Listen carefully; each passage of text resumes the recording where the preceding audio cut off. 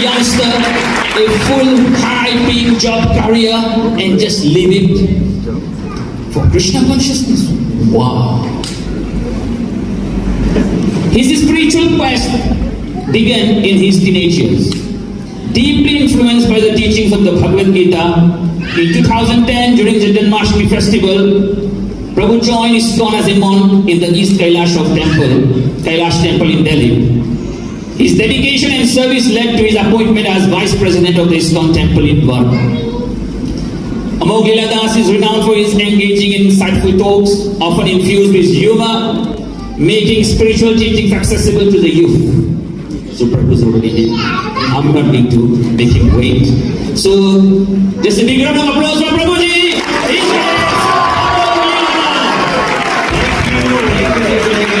Hare Krishna. Hare Krishna. It's truly an honor for me to be here in Mauritius, in the University of Mauritius, and that to so many bright souls I have assembled here on this occasion. And in this youth festival, today we are covering a topic, unlock the hidden potential. So seeing so many youths being assembled here, so I'm really enthused seeing all of you. And here we have His Holiness Bhakti Chaitanya, Sri Sundar Chaitanya Maharaj. I'm really blessed to have Maharaj Darshan. Maharaj has been inspiring the youth in Mauritius from so many decades. Oh my God. So His Holiness Sundar Chaitanya Maharaj has been a source of inspiration for me as well. And I see blessings of Maharaj and so many senior Vaishnavas here. And before I begin my talk, so I see your blessings. Hare Krishna. Okay, so let's begin the topic. The topic is unlock the hidden potential. So we all have hidden potential. Just like a fan has got potential that it can give air, it can give good breeze so as to comfort the body. The computer has got the potential to do its function. But without electricity to enter, and then something tangible can happen. So we all have the potential, but we have to unlock the potential. But how to unlock the potential? That's a $1 million question. So how to unlock it? We all want to unlock it, right? Yes, we want to unlock it. So we all are blessed with potential. And ultimately, the potential is to love God. We are deeply potential lovers of God. But yes, we need inspiration, strength, and so many things so that we can unlock that potential to revive our love for God. That maddening love, unalloyed love, deep love. We all have that potentiality. But yes, how to unlock that unlocking? So how to unlock that potential? That's a $1 million question. But yes, today we will try to unlock it. Have you heard of the person Edmund Hillary? Who was the person? Tenzing Norgay, Edmund Hillary. Have you heard the name? Yes. So they conquered what? So yes, Everest, Mount Everest. So Edmund Hillary, in his first attempt, he could not really conquer Mount Everest. And when he was a failure, he stood next to Mount Everest. And then he said, one day I will come back. I'll conquer you. Because as a mountain you cannot grow. But as a human being, I can grow. So after a few years he came back. He took help of Tenzing Norgay and then he conquered 29,000 feet tall mountain, Mount Everest. And after that, he did not stop. He went to other mountains as well. He went to North Pole twice. That means those who are into unlocking of the potential, they don't just do it once, they do it many times. But what is required so that we can unlock this potential? What all is required? One thing which is very important is inspiration.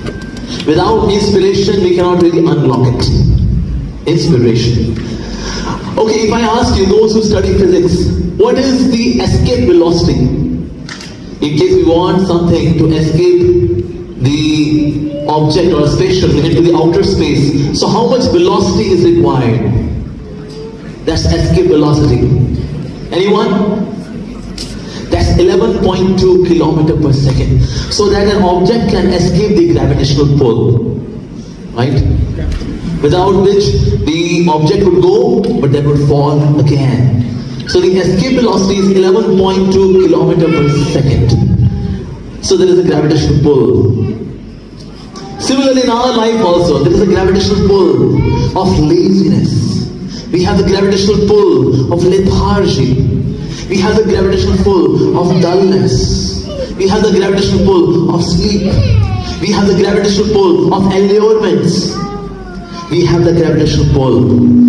But in case we want to escape from all of this, we need escape velocity. So what is the escape velocity? Escape velocity is inspiration. In case you want to unlock your hidden potential, we all need inspiration. And inspiration can come from any source. Like there was one devotee, he joined our movement. But earlier, he was a Romeo. And he had a Juliet. But the Juliet found another Romeo who was more rich, who was more handsome, hunky. So this Romeo 1 was really broken-hearted. And since he was broken-hearted, so he was really frustrated. Then Juliet, I love you so much, but you broke my heart. And then he came to our Hare Krishna temple. He said, well, this love affairs and all that, oh, nonsense. Now my heart belongs to Krishna. And then he started coming to our youth festival, our youth programs, and then he became a regular devotee. So now he had become really fixed up.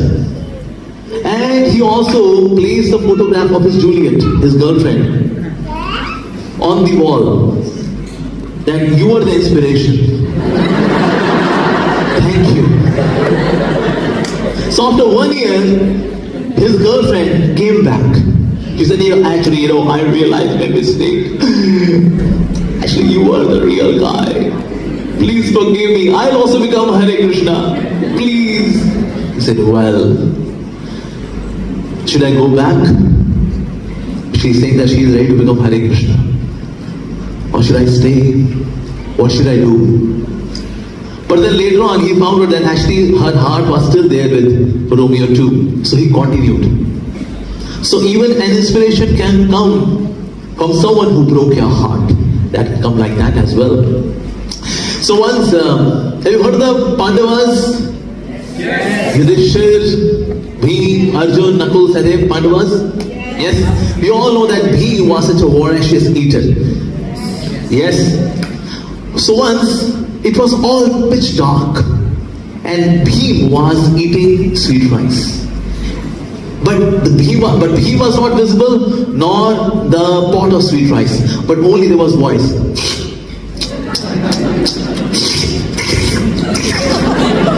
Only this voice was there. And then Arjun could hear that it's all pitch dark. How come this voice is coming from? Where is this voice coming? He said, excuse me, who's there?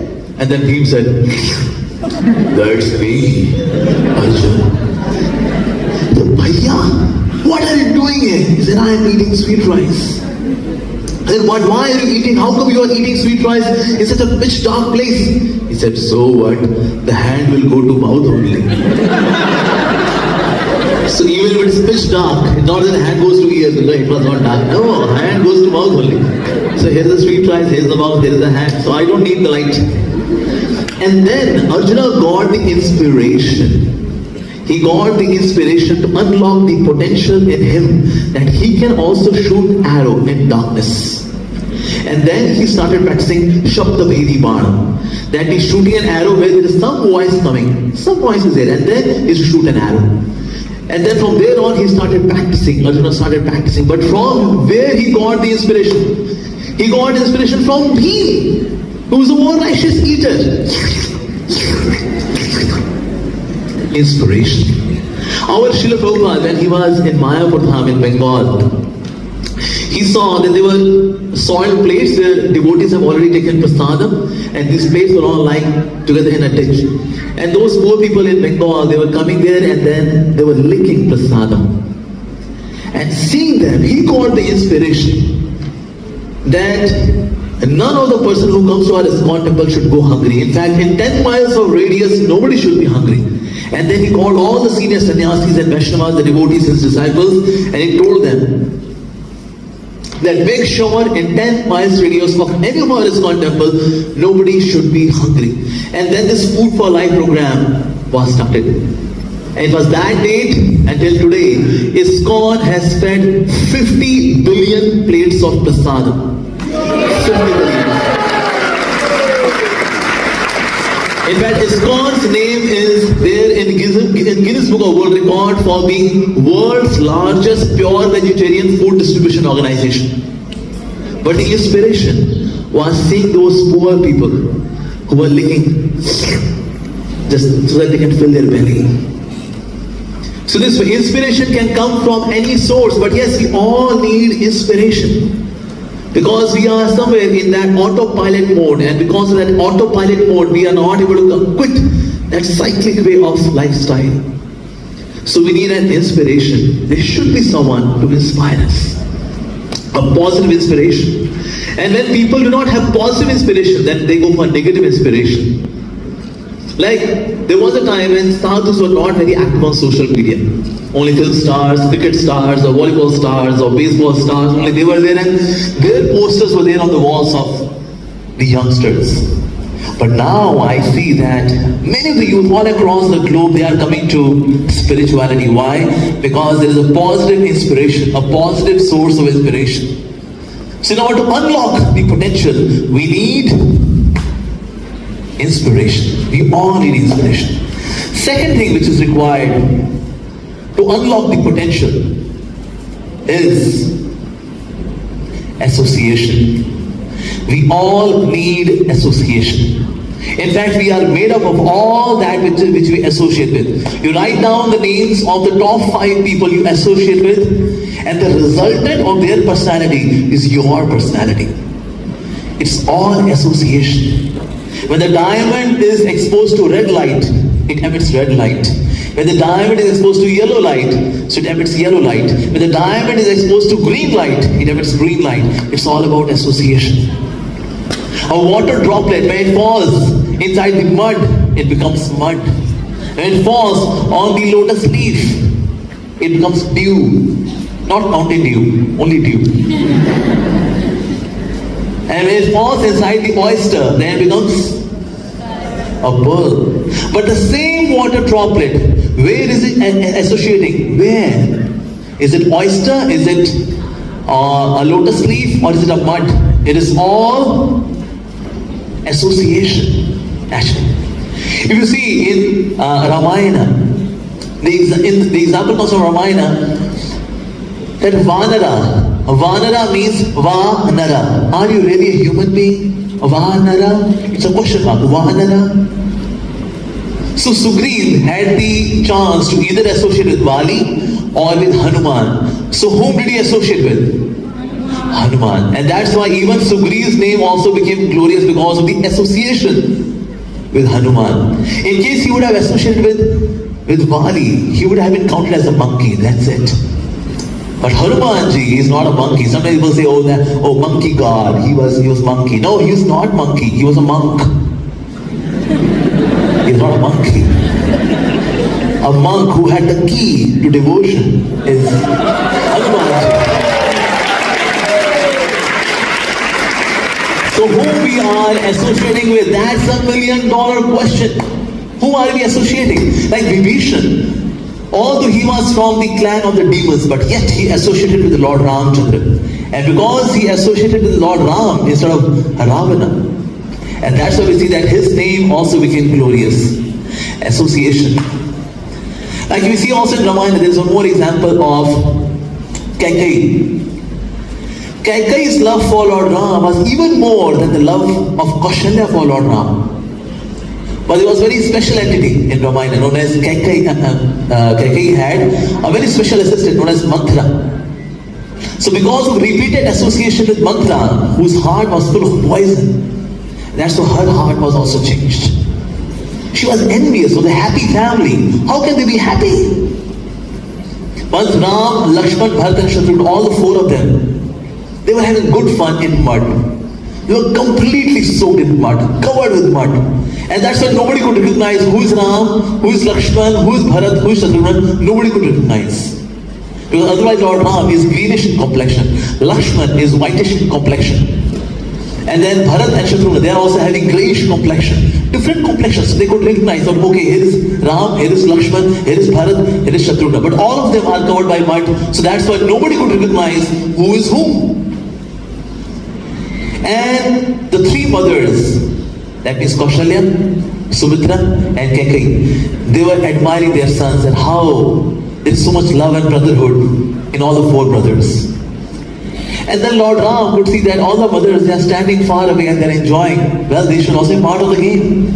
And then Lord Ram made a ball of mud and then threw it on the mothers, and now they were also soaked. Now nobody could recognize who is Kaushalya, who is Kaikeyi, who is Sumitra. So now the three mothers and the four sons, they are enjoying, they are relishing. Wow. But little distant away there was one lady, Mantra. Mantra was boiling. Just see, are these queens? Is this etiquette? These are the princes. Damn it. And then Lord Ram could see, well, we are enjoying, but Mantra, she is burning. And then Lord Ram made another ball of mud and threw it on Mantra. Now Mantra was also part of it. But she was not happy. So association, this Mantra gave bad association to Kaikeyi, and this way her mood was completely changed towards Lord Ram. So association really matters. Have you heard of Albert Einstein? Yes, the famous hockey player from Switzerland. Sorry, a scientist from Germany. Yes. So Albert Einstein, when he formulated the theory of relativity, so he used to go to various universities and deliver a speech on theory of relativity. Okay, very good. So once his driver was driving, he said, Albert sir, I have heard this theory of relativity so many times, even I can deliver a lecture on theory of relativity. Is it okay? All right. In next avenue, you go and you deliver. So next avenue, so Albert Einstein posed as a driver and the driver posed as Albert Einstein. So the driver gave delivery as it is, copy paste, control C, control V. For those who are Apple users, command C, command V. So everyone clapped, wow, what a delivery.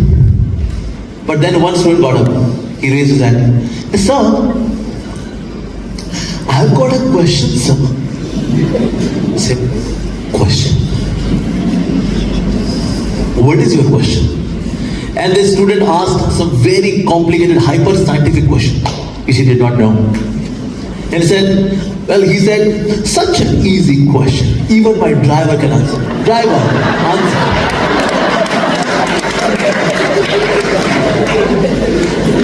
So even a driver could pose as Albert Einstein because of association, because he was associating with Albert Einstein. So in our life, association really matters. Sometimes bad association, even though you have potential, but they say, what you can do? You can do nothing. What you can do? Nothing. Bad association, because they are envious of you.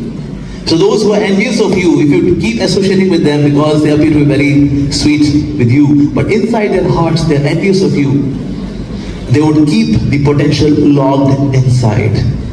So we should be very, very conscious in terms of association. Association is something which can make you, association is something which can break you. Association. So in order to unlock the potential, be very choosy about association. Okay, so there are two words. One is known as proximity, one is known as association. So are these two words synonyms or are these two words different? Who believes that these two are synonyms, whether somebody is in proximity or association? Well, what I'm saying. Or are these two words different? Different, yes. Sometimes we are in proximity, but we may not be in association. Like for example, the one who is sitting here, maybe one or two people, they may think, well, we got stuck in this festival, man, and this baldy guy from India, how long will this go on, man? We had to go for a party, but now we are stuck in this youth festival organized by ISKCON, man. Anyways, yeah, okay. So the person is in proximity, but is he in association? now, but proximity is there. On the other hand, somebody got stuck somewhere, although he or she had the desire to come to the festival but could not make it. So that person is not in proximity, but he is in association. Right? So association means where your heart is exposed to. In case your emotions and feelings are exposed to something, then that is association. Otherwise, it is not association. It can be at the max proximity. I remember during my childhood, I could never go to marriages. I found them very, very boring. Marriages, all those gaudy clothes and all that. I could not really connect to it. Okay. But my parents would say, come on, you should come to the festival. It's a marriage program. We should be social. So I would go to the marriages for the pleasure of my parents. I would go to marriages, Namaste.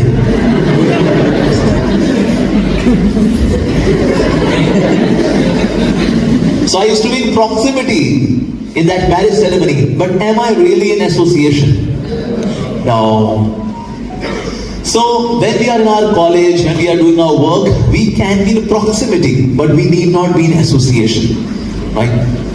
Because where your heart is exposed to, there you are in association. But in case your heart is not really into it, that means you are not associating, right? So association really matters. Yes. Okay, third, which is very important factor for unlocking our hidden potential, are the inner worms. Inner worms. You see, sometimes parents give such nutritious food to their children, yet the children are so lean and thin, they look so weak. It happens? Yes, it happens. But why is it so? Then the parents take the child to the doctor, and the doctor says, well, there are worms. Is that the child's intestine and in the stomach there are worms. So whatever nutritious food you are giving them to the child, all that nutrition is taken by the worms, and that's why the child is so unhealthy, is so lean and thin, because there is no nutrition getting absorbed in the body, although the child is taking such a nutritious food. So sometimes in terms of unlocking the potential, there are some inner worms. We have the inspiration, we have the association, yet that thing is not coming up. Why this is not coming up? This is not coming up because of the worms. Like some of the trees, they fall not because of rain. They fall not because of some hurricane, not because of some flood. They fall because inside there were worms. There are insects, there are tiny insects that keep on eating the root. Gradually it becomes so weak that it falls, and the people keep investigating that how can a tree fall? How come? There was no hurricane, there was no river, there was no flood. Why? Because inside there were small insects, they were eating it up. So similarly, something is eating me up from inside. The inner worms, and because of which unlocking of the potential does not really take place. So what are my inner worms? That inner worm can be ego. Because of the ego, we can't really unlock it. Why? Because of ego, I can't go to a person and learn. Because I lack humility. Like some people can't take feedbacks. They can't take it. They take it on their ego. Hey, excuse me. Who are you to correct me? Don't you know who I am? Huh? Ego. Feedbacks, and in fact those who are the givers of the feedback, they are fearful that this person can't take me back. He'll shoot me up. So because of ego, we can't really take feedback. Of course, there's a way to give feedback. Some people can't digest direct feedback. So feedback should be in sandwich formula. Glorify, clarify, glorify. That's sandwich. It is glorify, clarify, glorify. Like for example, somebody is not punctual. So glorify. You are such a nice person. You have so much of potential. But in case you come on time, you can really make it. But I must say, I love you. So it was glorify, clarify, glorify. And then they can take it. You have to really put a lot of lubrication into it, and then the thing can go inside. But out of ego, people can't take feedback, they can't take education. They just remain in that cocoon. And because being inside the cocoon, they can't come out. Their hidden potential, it cannot come to the surface because of that. Ego. Like Ravana was told by Lord Shiva. He invoked the presence of Lord Shiva. He said, I'm getting defeated by this human being, Ram. Although Lord Ram is not a human being, he is known as Kapata Manushya. That means he is a Manushya, but Kapat. That means actually he is not Manushya, he is God. But he looks like Manushya, he looks like human being. But Ravana thought that an ordinary human being, Ram, how can it defeat me? Lord Shiva, please come, defeat him. So he played the Rudra Veena and invoked the presence of Lord Shiva. So Lord Shiva said, yes, my dear Ravana, what do you want me to do? He said, I want you to fight with Ram and defeat him and kill him.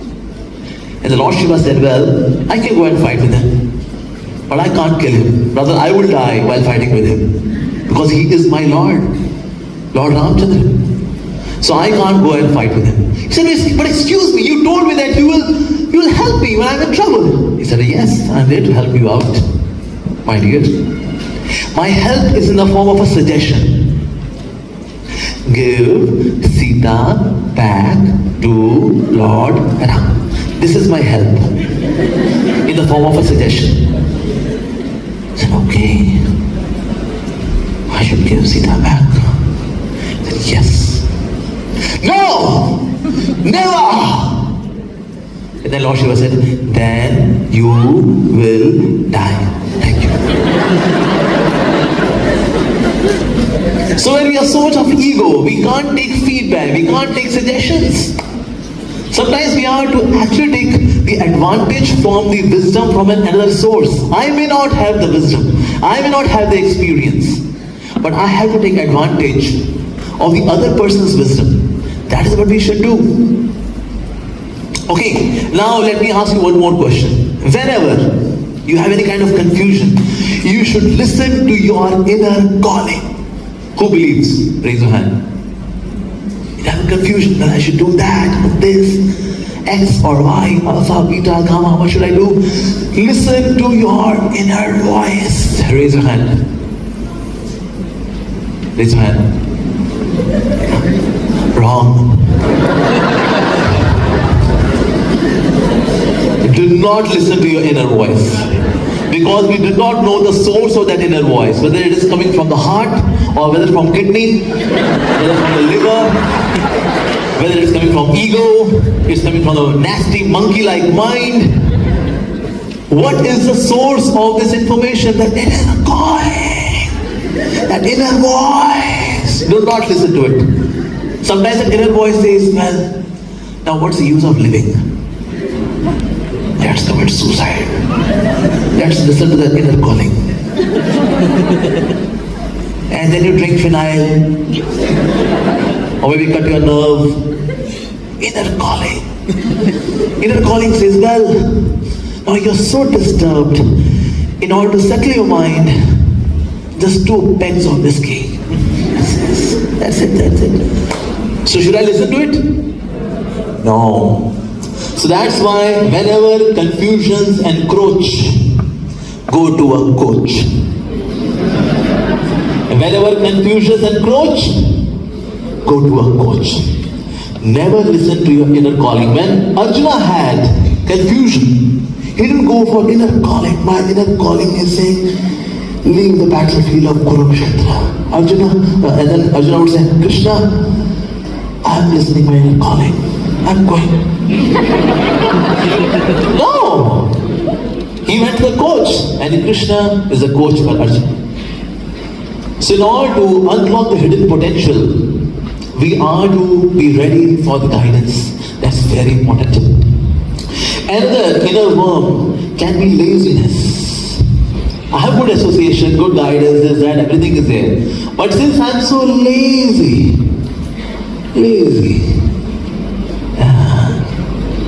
Like in order to start going to gym, it is easy. In order to stop going to gym, it's easy. But in order to continue the gym, it's difficult. Because when you go to gym and then, and then there is pain in muscles because old muscles, they get broken and then replaced by new muscles. So in between, this transition phase is painful. And then, okay, tomorrow I'm not coming. Not coming. So people stop going to gym. People start dieting. To start dieting is easy. To quit dieting is also easy. But to continue dieting, very difficult. You start dieting from today. This belly has to go inside, man.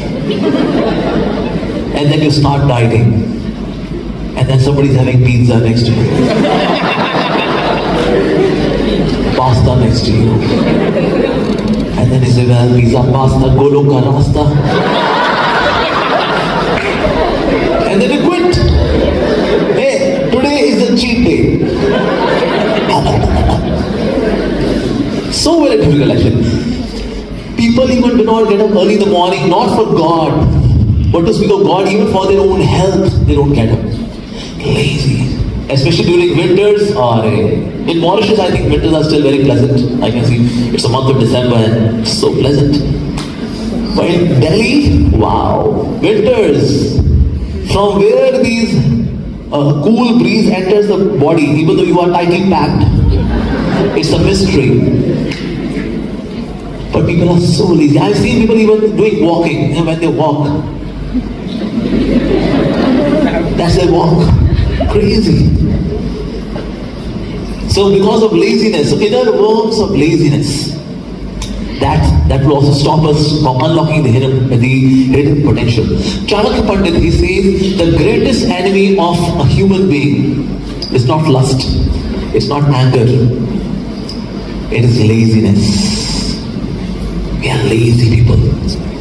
There was once a group of people, they were searching for the person who's the laziest on the planet. And then the village people, they showed one person who was there on the branch of the tree. Said, this guy is the laziest. So these people said, how can this person be the laziest? Because he's up there on the branch of the tree. How can this person be the laziest?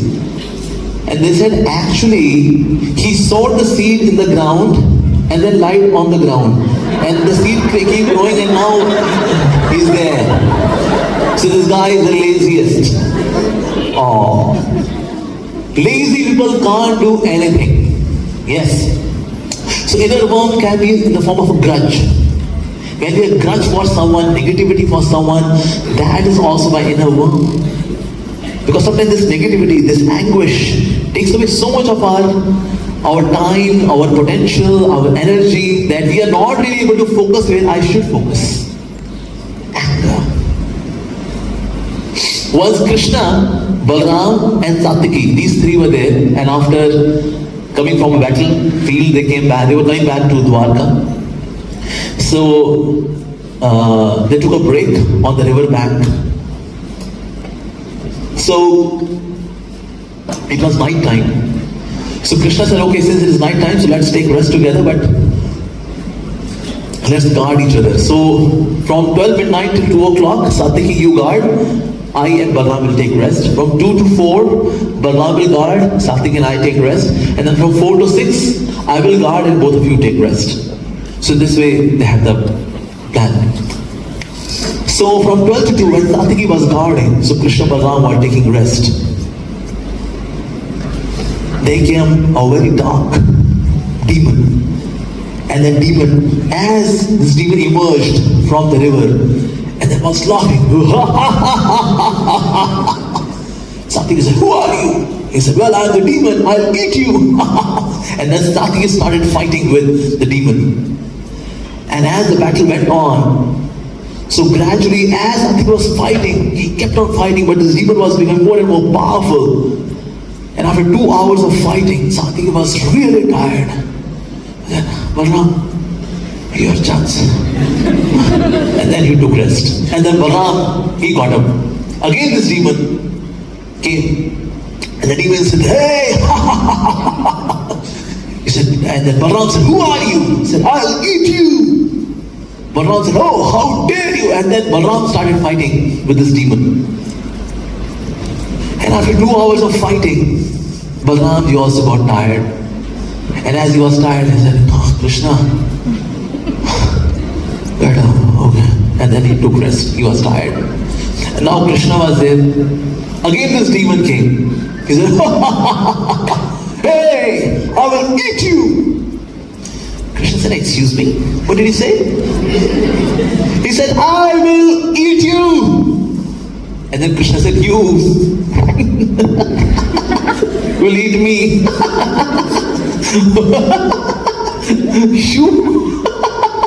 You will eat me.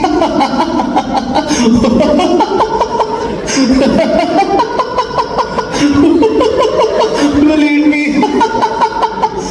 And as Krishna was laughing, so the size of the demon became smaller and smaller and smaller. And then Krishna took the demon, put him inside the dhoti.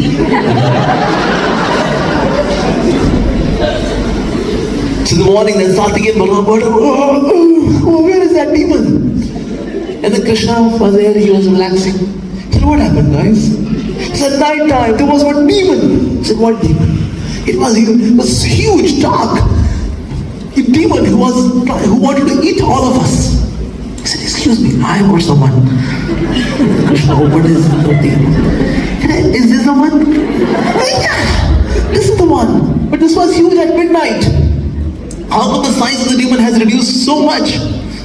So Krishna said, actually this demon was none other than our anger. As you were becoming angrier, so the demon's size was becoming bigger and bigger and bigger. But as soon as I looked at the demon, I started laughing. And you, anger, will eat me. And then the size of the demons was reducing. And finally it came to this much of size. So sometimes when we are angry, when we have grudge, we should look at the reason for which we are angry. And you see, after many years or after some time, we would actually laugh or feel shameful on the very reason for which I was angry. This happens? Yes. But in that moment of rage, anger, at that time we are so disturbed, we are red hot, our heart is burning, that grudge is there. It happens? Yes. It happens. Once there was one father and the son, and they were doing their morning walk. And as they were doing their morning walk, so the son said, Dad, I think I should get married, Dad. Father stopped. He said, how dare you say this? He said, so what? Everyone gets married. You also got married. That's why I was born. What's wrong? And the father was really angry. He said, how dare you say that? Say sorry to me now. Son said, excuse me, Dad. Why should I say sorry? It's such a small thing. I just expressed my desire and I want to get married. What's wrong with you, Dad? And then father said, no. I want an apology now. Say sorry to me now. How come on a morning walk you can say, Dad, I want to get married? Nonsense. And then son said, okay, Dad, I'm sorry. I'm sorry. I'm sorry. So father said, now you are ready to get married. When it's not your mistake, still you are ready to say sorry. That means you are ready to get married. Yes. But holding a grudge, is that a solution? No. When we hold grudge for each other, somewhere we are locking our potential. So we can have such a blossoming, loving relationship. But we are not having it. Why? Because I'm having grudge. So my inner worm can be grudge. My inner worm can be anger. Because of which I'm not able to unlock my potential. So we have to take care of those inner worms. Firstly, we have to diagnose, yes, I have got some inner worms. because of which I procrastinate, because of which I'm lazy, I'm slow, I'm not taking any action because I have those wants. So we have to recognize them and then attack them. Remove them from our consciousness. Then we can unlock our potential. Otherwise, they will keep taking all the nourishment which comes by association, inspiration, and all that which is coming. We can't really do it. So now another sutra which is required to unlock our potential is to be good listener. Is to be good listener. Often when we are not listening, so then somewhere we are divorcing ourselves from the wisdom which so many people have in this world. Usually see those who are very intelligent people, they don't listen. Because they have the pride, well I'm such a genius. What he can teach me? I'm so experienced. What can he teach me? And that's why they're not able to listen. Or sometimes we do not listen. Why? Because we think that the speaker is not that good. If I would have it in his place, I could do it even better. Then also we do not listen. Or sometimes we do not listen. Why? Because the focus is not on the message, but the focus is on the jokes. And then also the most essential part of the whole thing, we don't listen. Or sometimes we don't listen. Why? Because I'm dull. Like sometimes when people come to our class, they sleep.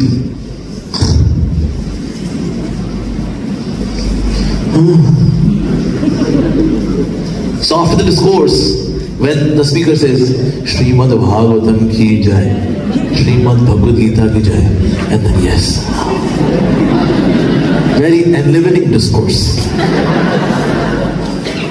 It's so refreshing.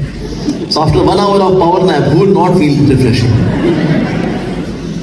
So because of dullness of the mind, that's why we don't listen. Our Srila Prabhupada used to say, whenever there is a spiritual wisdom being spoken, never sleep. In case you want to sleep, you sleep for 12 hours, but don't sleep in the class. Listening is that very important. Like we know that Subhadra, in her womb was Parikshit Maharaj. No, not exactly, sorry, Abhimanyu. So in her womb was Abhimanyu. So when Arjuna was speaking about the Chakravyuh, how to penetrate the Chakravyuh, and as he kept on speaking, so while listening to it, so she dozed off. And because of which the connection was cut. So she could only listen that how to enter Chakravyuh, but how to exit, she did not know. She could not hear. And because she could not hear, so connection was cut. So Abhimanyu could also hear how to enter the Chakravyuh, but how to exit, he could not hear. And that led to the death of Abhimanyu. So poor listening can even lead to death of someone. My God! Listening is that very important. So when we come and listen, we should have the attitude of learning. That's very important. When we have the attitude of learning, then we listen. Otherwise we don't listen. We see Krishna in Bhagavad Gita, in first chapter, he does not speak anything. Although he is God, he can say, Arjuna, please shut up. I know whatever you're going to speak. I'm a super soul. I'm Paramatma. Shh, shut up. He could do that. But he did not do that. He's listening. Why? Because he's teaching somewhere that even if you know the subject matter, still you should be listening. Listening is that very important. That's why God has given us 2 ears and 1 mouth. Less speaking, more listening. More we listen, then what we speak would be more meaningful, would be more substantial. Otherwise, people who do not listen at all, when they keep on speaking, they make such insubstantial talks. So substantiality comes in our words. Why? Because we listen. Very important. Listening, hearing. And you see, in ISKCON, there is such a culture of listening and hearing. In the morning we have Srimad Bhagavatam classes, in the evening we have Bhagavad Gita classes, so that people can come and listen. Very important. So when we listen to someone, not just the words, but also comes the blessings, also comes the solutions. Yes. Sometimes when people come and they have their own turmoil in their head, just by sitting and listening, they feel liberated. This happens, yes. just by listening. So that's why listening is very important. So we should have the attitude of learning. In case you have the attitude of judging someone, then you can't really listen. That's why there is judgmental. In case you judge, you become mental. And that's why you notice, oh, this guy is so judgmental. Because you judge, that's why you are mental. So we should not be mental inside, we should be intel inside. Processing, thinking, contemplating. So listening should also follow contemplation so that we digest. Have you seen a cow? How does a cow do chewing? Eating and then chewing.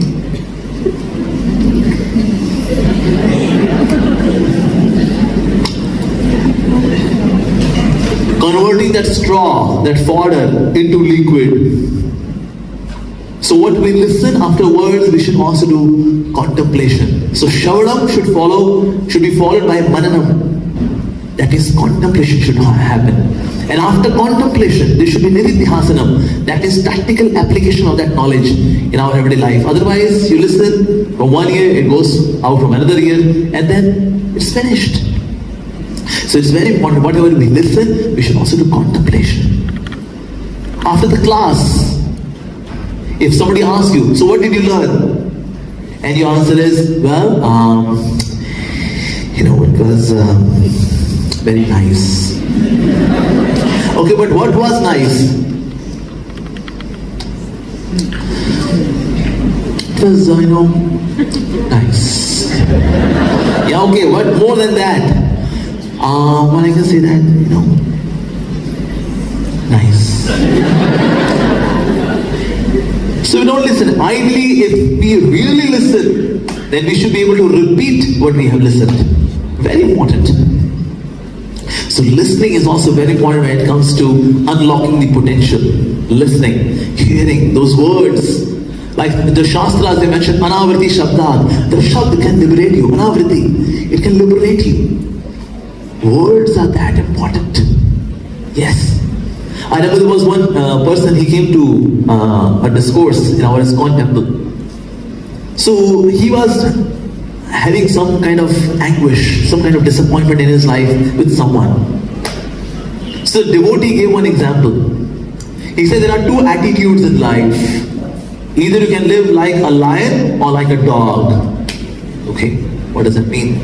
When you throw a bone onto a dog, so dog looks at the bone and eats it and take up the bone only. But if you throw the bone on a lion doesn't look at the bone. The lion looks at the one who threw the bone. So who is more intelligent, the dog or the lion? The lion. So usually when somebody insults us, then look at that person, you did this to me, may you rot in hell. But the intelligent person would not look at who did this to me, but who has thrown this onto me.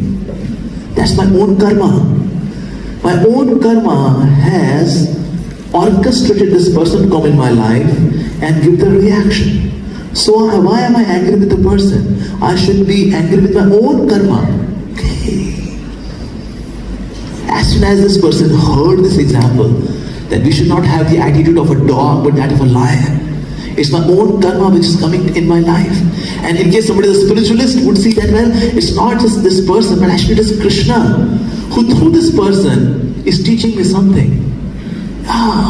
Thank you, Krishna. You want me to learn forgiveness actually. Thank you. So through this person I have to learn forgiveness. Thank you, Krishna. I learned forgiveness from this. The attitude of forgiveness. So once you start seeing this scenario, you are free, you are liberated. But all of this happened to this person by listening, hearing. When we get this wisdom, we feel liberated. So Arjuna was there after hearing Bhagavad Gita. He said, Nashta moha smritin labdha. My illusions are gone, my confusions are gone after listening to you, O Krishna. Yes. So listening, very important. Okay, what else is required so that we can become successful? Somewhere we should begin. It should not just remain theory. If as a youth festival, unlocking the hidden potential. It was nice, thank you. So what's there after in prasadam? Noodles are there. Oh, I see. Masa is there. Samosas are there. Oh, nice. Gulab jamuns. Nice. Thank you. No effort. We have to put some effort. But often even we see that nowadays students even struggle to begin the effort. Begin the effort. Why we are not able to begin the effort? Number one reason is that what you are supposed to do to unlock the potential, you don't have the why. W-H-Y. Why? If my why is small, I will not do that thing. I'll not really unlock the potential. Because the why is very strong, very, very small. Why you should get up early in the morning? Well, because, I would say, it's good. It's good to get up early in the morning. So why is small or big? Small. But in case you tell yourself, why should I get up early in the morning? Because all who are successful in their lives are early risers. In case if I want to become successful, I have to get up early in the morning. In case if I want to acquire knowledge, I have to get up early in the morning. In case if I want to have a good fitness, I have to get up early in the morning. In case if I want to receive blessings of the deities, the Lord and Guru, I have to get up early in the morning when God is up. How come I am sleeping then? So why is small or big? Big. Why you should study? Why should acquire knowledge? Well, we should acquire knowledge because I'm going to say that it's nice to have knowledge in life. It's good. So why is small or big? Small. But in case you make your why bigger, why? That you Dumbo, how long will you remain so lazy and lethargic that you will not acquire any knowledge? What do you want in your head? Emptied? You brainless guy, you should acquire knowledge. Your very existence is to acquire knowledge. In case you don't have knowledge, it's a useless existence. Just like somebody boards a train and somebody asks the person, why have you boarded the train? And the guy says, well, then since everyone boarded the train, so I also board the train. Such a foolish guy. No reason to do anything. Simply I'm just living my life. What am I doing? I have to acquire knowledge. I'll not take my breakfast if I don't take knowledge. Now the why is small or big? Big. We have to make any task which you are planning to do, the why should be big. W-H-Y. In case the why is small, you will not do it. Your potential will remain locked. Why? Because the why is very small. So in our heads are two dogs, the good dog and the bad dog. Whom we are listening more? The bad dog, in case you are feeding the bad dog more, so we listen to the bad dog. In case you are feeding the good dog, so then the good dog becomes stronger. So whom are we feeding more? So in our minds are two dogs. So we should listen to the good dog. But before that, we have to feed the good dog. Very important. Then we can do.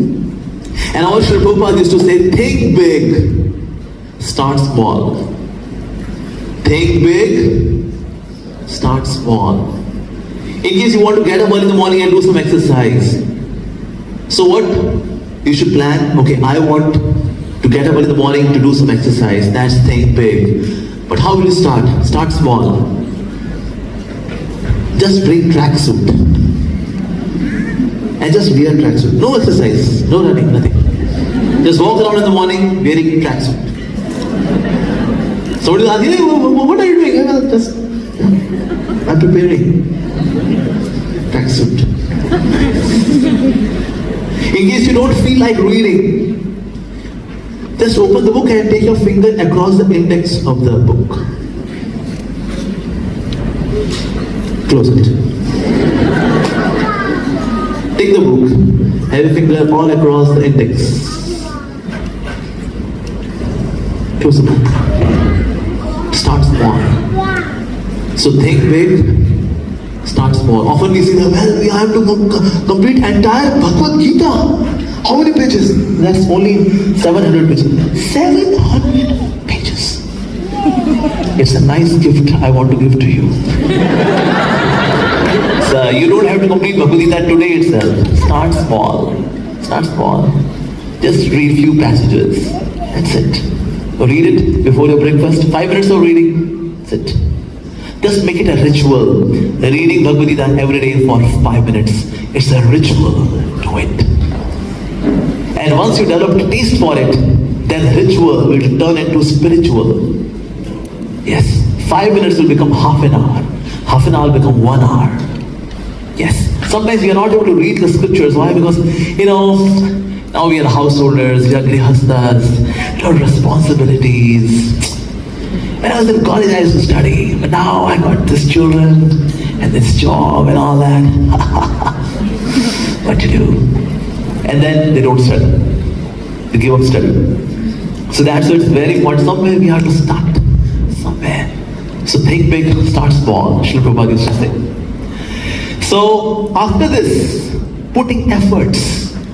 In case we do not put efforts, we can't really unlock our potential. We have to put some efforts. Very good example is of a mountain man. Have you heard of the person Mountain Man? The person is known as Dashrath Manji. In India, there was a person known as Dashrath Manji. He is known as Mountain Man. Why? Because once his wife, Falguni Devi, she fell. And that's why she got some injuries. So he was trying to take his wife to the hospital. So it was 70 kilometers long way to the hospital. If this mountain was there in between, if this mountain had in between the pass, he could just cross it and reach the hospital very soon. But as he was taking his wife to the hospital, so wife died. So this person was thinking that because of this mountain, it took such a long period of time to reach the hospital. So I will destroy this mountain. I'll cut down this mountain. I'll chisel out this mountain. Okay? How? Using a hammer and a chisel. That's it. So everyone was laughing on him. Hey, what are you doing, Dashrath Manji? What are you doing? He said, well, I have to cut down this mountain. How? Using a hammer and a chisel. And then every day he would chisel the mountain. Every day. Mountain. So people would laugh at him. Some people would say, well, what a spirit he has. And then he made a way in the mountain. After 22 years of chiseling, he made the way. It was 110 meter wide, long, 110 meter long, 9.1 meter wide, and it was 7.7 meter tall. This much of mountain he removed by chiseling. 22 years. So that in future, nobody will have to see the death of their relative, the near and dear one, because this mountain is on the way. He created the way. Every day he would chisel the mountain. Dashrath Manji. Efforts. Again and again and again and again. That's very important that we have to do it regularly. Even there would be people who would discourage you. You can't do it. What are you doing, Baba? Let's see, we are chilling out. You also chill out.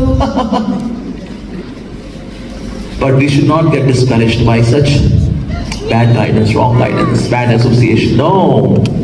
Keep on doing the thing again and again and again. So we should bring some ritual in our life, a small ritual every day, small ritual, a small change which is there every day.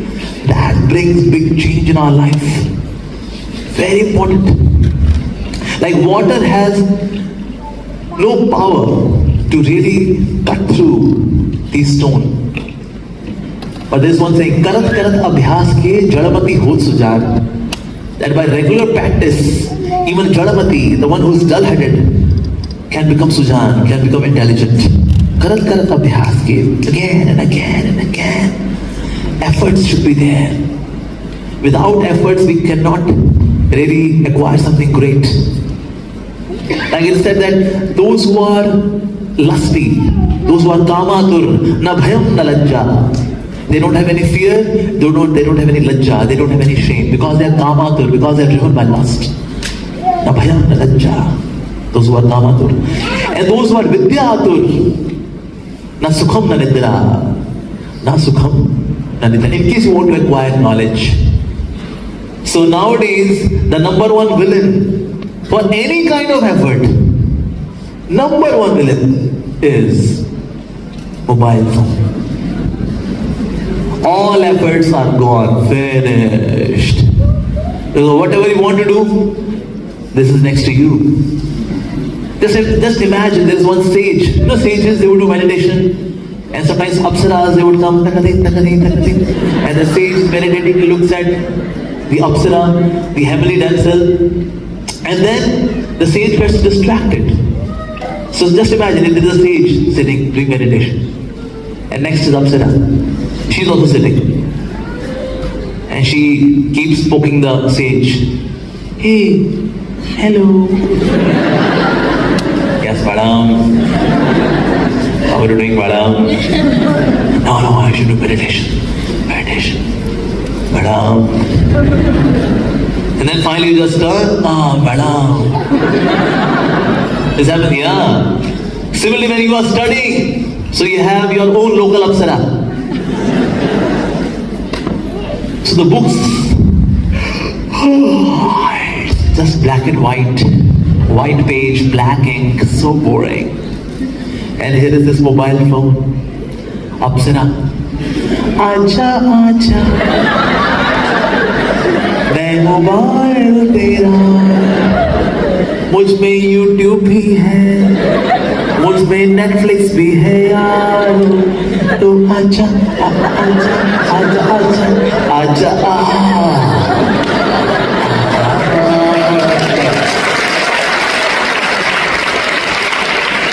Whatever, gone, finished. See, technology is a very good servant, but very bad master.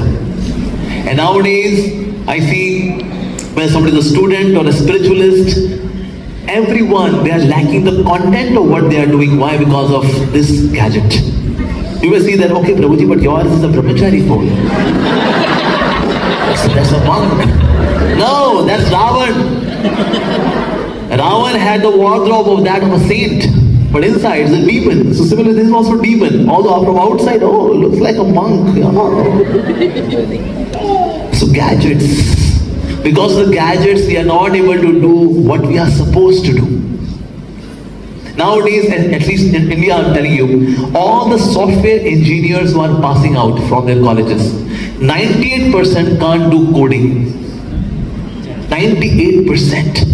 And that's why when they pass out from their college, and when the companies, they come for recruitment, campus interviews, when they ask, okay, so what do you know as a computer science engineer? Say, I know C, C++, Java, and padhte mar Java. They don't know anything. Why? Because efforts are no more there. In case you want to unlock the potential, I should do some efforts. Where are the efforts? We are getting distracted by our own local apsara. Technology. That's why for students, I recommend give up smartphone. In case you want to acquire knowledge, give it up. Get that phone, button wala phone, simple feature phone, where you can send SMS, receive SMS, call someone, receive a call, have alarm. In case you want to play a game, there is a Sapala game, snake game. Not more than that, a snake wala game which goes and eats the apple, becomes longer and longer, and finally bites its own cell, boom, boom, boom, boom, boom, game over, that's it. Nothing else. So get that button wala phone. But in case you just want to have some fun, yeah, I know I can have some online booking of some meal, and I can book a taxi, have some fun, Ola, Uber, Yo-Yo, and have the smartphone. But in case you want to become something, we should not have the smartphone. We should get button wala phone. Very important. Otherwise, you will remain distracted by Netflix, Amazon Prime Videos, Disney Hotstar, Z5, ALT Balaji, and whatnot, Ulu. That's also there, yeah. So OTT platforms and the social media platforms, we get distracted by technology. And that's why, in order to uncover the potential, it will not come out because you are busy with fun. Chanakya Pandit, he says that students should refrain from the sources of entertainment. In case you are so much driven by entertainment, You can't acquire knowledge. You cannot. Like during our time, we could study one because at that time, mobile phones were not there. There was no mobile phone. There was only Nokia 3310 at that time, which you even throw from the 10th floor, it falls down, it crashes, again you can join it back, it functions. What entertainment? Nothing. So we could study. But nowadays, students are not able to study. Why? Because of distractions. So we should stay away from distractions. Another thing we should be very cautious about when it comes to efforts is desexualizing ourselves. More somebody is there in my life, someone very beautiful, gorgeous, handsome, hunky, with six-pack. Then you can't really acquire knowledge. Desexualizing ourselves. Sometimes boys are driven by girls and girls are driven by the boys. They get attracted and allured by the opposite gender. And then this thing takes away all of your energy. You can't really focus on what you are supposed to focus on. You can't do it. Because I'm looking at someone smiling here. And then the boys, they crack jokes. And and then girls are laughing. And the more she giggles, more he cracks stupid jokes. So it appears like, wow, made for each other. Hum bane tum bane ek duje ke liye. Made for each other. No. So we have to desexualize ourselves. In fact, girls get attracted to those boys who do their stuff. This man is responsible. And those who are flirting around, he's very light. He's not having that content. And those girls are also who are in this group or that group and giggling and laughing and all that. They can't do something really substantial in life. I'm not saying that between boys and girls there should not be any kind of social exchange. There can be social exchanges, healthy social exchanges. But when it gets into flirting, flirtatiousness, then you are finished. Sometimes when the bumblebee comes near lotus. So bumblebee looking at the lotus thinks that the lotus has become pink because I am so handsome. But the lotus is pink because it is pink, not because of the bumblebee. But bumblebee thinks like that. So sometimes boys, they look at the girls, and when they see a girl is giggling, hey man, I'm so handsome, that's why. Well, before you, she was giggling for another guy also. Before that, for another guy. And girls think that because he's cracking jokes because I'm so beautiful. Well, he cracks jokes for all the girls, not just for you.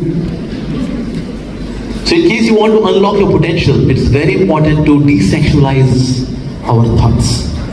Once you are grown up, you are done in your career, you get married to someone whom you like, that's perfectly fine. But this attraction between boys and girls, our Sri Prabhupada used to say, the boys are good, the girls are good. But when they come together, they become bad.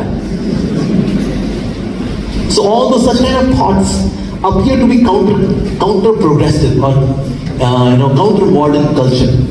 But if you see those who have reached up there, they maintain this distance of respect, at least till the time we are acquiring knowledge. We have to do that. And that's why earlier there used to be gurukuls, where the boys would practice brahmacharya, and in that brahmacharya they acquired knowledge. Girls also had their gurukuls, or at home they would acquire knowledge. But this distance of respect is important. And once we become something, when we have reached our threshold of success, have someone in your life, get settled, perfectly fine. But before that, this distance of respect is important. Very important. Otherwise, no efforts would happen because the book is opened, but I'm daydreaming about someone. Someone's laughing, someone feeling shy, those sweet words. Say, I can't live without you. You are the only one. And then, in those imaginations, in that daydreaming, efforts go to hell.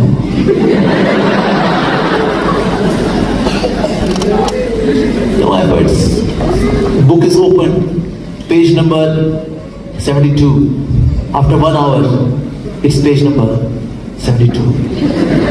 After 2 hours, it's page number 72. And then page number 72. And then parents are worrying about, our child studies so much, but somehow he's not scoring marks. Maybe it's because of Rahu, Ketu, these these planets are there because our child is studying so hard. It's not because of Rahu, it's because of Rahul.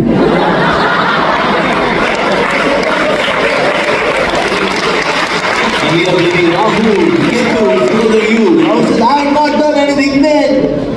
Rahul is doing everything.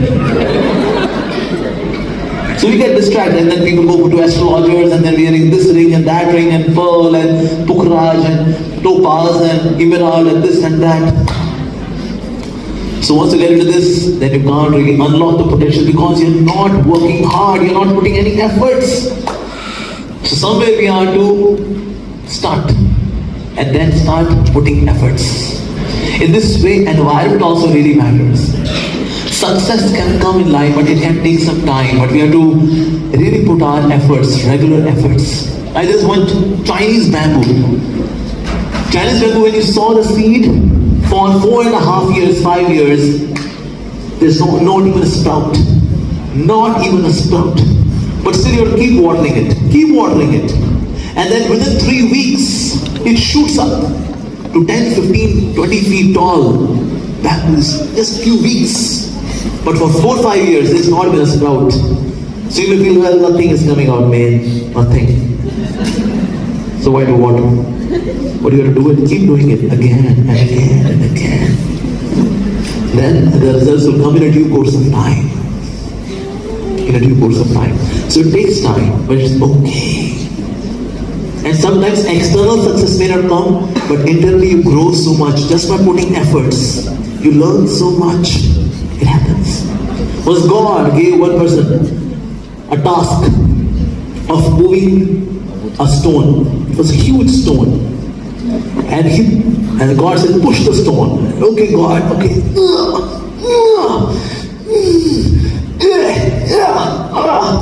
1 month passed. So after 1 month, Maya Shakti came. And Maya said, what are you doing? Huh? You could not move the stone even an inch of a distance. What are you doing, man? Resign from this project. God gives Adhu project, nonsense projects. Resign. And the guy said, yeah, God gives such useless task. I could not move the stone even an inch of a distance. What's the use? Thank you, Maya Shakti. Thank you so much. And then this person invoked the presence of God, and God came. He said, God, I want to resign from this. God said, but why? He said, I could not move this stone even an inch of a distance. He said, but I never asked you to move it. I said, just push it. He said, it's the same thing. If I'm pushing, but it's not moving, so what's the use? It's not useless. God said, no, it's not useless. Take off your shirt. And then as he took off his shirt, so there were 6 packs and biceps and triceps. So God said, so you said nothing moved. Did something move or not? So well, a lot of movement is there. Yeah. So sometimes externally there is no movement, but inside there is so much of movement. It happens. So external success may not come quite possible, but internally, because you are struggling, you're putting efforts, and that's why you are growing. So sometimes we have to go through it and then grow through it. We have to go through it and then grow through it. So externally something may not change, but internally you are changing. And internal change is more important than external change. That's more important. What is more important? Private victory or public glory? Yes, but we love public glory. People should love me, should have selfie with me. Prabhuji, can I have a selfie with you? Thank you. We like public glory. But we cannot digest public glory without private victory. But private victory nobody sees. Nobody sees private victory. So we are not really interested in private victory. We are more interested in public glory. When people recognize me, I become more famous on YouTube and Instagram and this and that. I want that. But before that should come private victory. Otherwise I can't handle it. This fame, this influence, we can't handle it without private victory. But for private victory, years and years of hard work is required so that we have the digestive juices to digest the heavy duty diet of fame and popularity and success in the world. So private victory is more important than public glory. But for that we have to put efforts repeatedly, one after another. Do it. Then we can unlock the potential within. Otherwise it all remains a theory. But as Shri Prabhupada used to say, think big, start small. Don't start big, we can't handle it. Start small.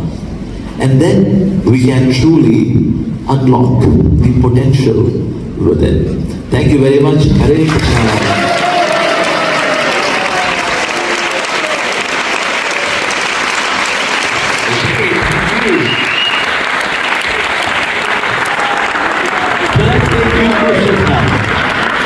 If anybody has any question, let's take two questions. Yeah, you can raise your hand. So then lights can be on. Lights, camera, action. Yes.